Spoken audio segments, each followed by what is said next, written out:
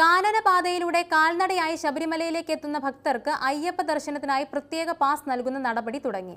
എരുമേലി മുതൽ പമ്പ വരെയുള്ള 30 കിലോമീറ്റർ ദൂരമുള്ള കാനനപാത കാൽനടയായി താണ്ടി ദർശനത്തിനെത്തുന്ന തീർത്ഥാടകർക്കായി വനം വകുപ്പുമായി ചേർന്ന് നടപ്പിലാക്കുന്ന പ്രത്യേക പാസ് പദ്ധതിയാണ് ബുധനാഴ്ച രാവിലെ മുതൽ തുടക്കമായത്.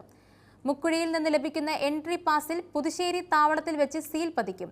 തുടർന്ന് വലിയനാവട്ടം താവളത്തിൽ നിന്ന് എക്സിറ്റ് സീൽ വാങ്ങി പമ്പ വഴി മരക്കൂട്ടത്തെത്തുന്ന ഭക്തർക്ക് ക്യൂ നിൽക്കാതെ ദർശനം അനുവദിക്കുന്നതിന് വേണ്ടിയാണ് പ്രത്യേക പാസ് സമ്പ്രദായം ഏർപ്പെടുത്തിയിരിക്കുന്നത്.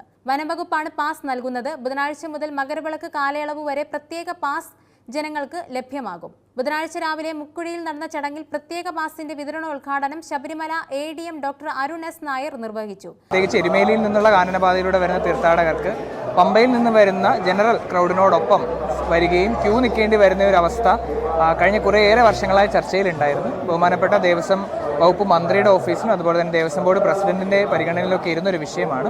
അപ്പോൾ അത് കഴിഞ്ഞ നമ്മുടെ ഹൈ ലെവൽ കോർഡിനേഷൻ മീറ്റിംഗിൽ ബഹുമാനപ്പെട്ട പോലീസ് സ്പെഷ്യൽ ഓഫീസർ ഉൾപ്പെടെയുള്ള ഉന്നത ഉദ്യോഗസ്ഥർ പങ്കെടുത്ത മീറ്റിംഗിൽ നമ്മൾ ചർച്ച ചെയ്യുകയുണ്ടായി.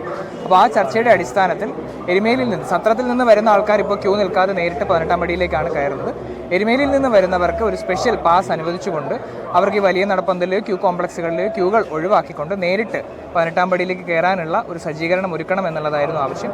അത് വിശദമായിട്ടുള്ള ചർച്ചകൾക്ക് ഒടുവിൽ പോലീസിൻ്റെയും ഫോറസ്റ്റിൻ്റെയും അതുപോലെ തന്നെ ദേവസ്വം ബോർഡിൻ്റെയും സഹായത്തോടു കൂടി ഒരു സ്പെഷ്യൽ പാസ് കൊടുക്കാനും അതിൻ്റെ ഒരു ട്രയൽ റണ്ണിലാണ് ഇന്ന് രാവിലെ മുക്കുഴിയിൽ വെച്ച സ്പെഷ്യൽ പാസ് നമ്മൾ നൽകി.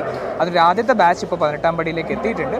അപ്പോൾ അതിനെ ഒരു സിസ്റ്റമായിട്ട് ഈ വിവിധ വകുപ്പുകളുടെ ഏകോപനത്തോടു കൂടി ഒരു സിസ്റ്റമായിട്ട് പോവുകയാണെങ്കിൽ ഈ കാനനപാതയിലൂടെ വരുന്ന ആൾക്കാർക്ക് കുറച്ചുകൂടി സുഗമമായിട്ടുള്ളൊരു ദർശനം സാധ്യമാക്കാൻ പറ്റും. Pamba range forest officer MK Mukesh, Mukkuzhi deputy range forest officer K Jayaprakash, SAP EDC chairman Joshi തുടങ്ങിയവർ ചടങ്ങിൽ പങ്കെടുത്തു.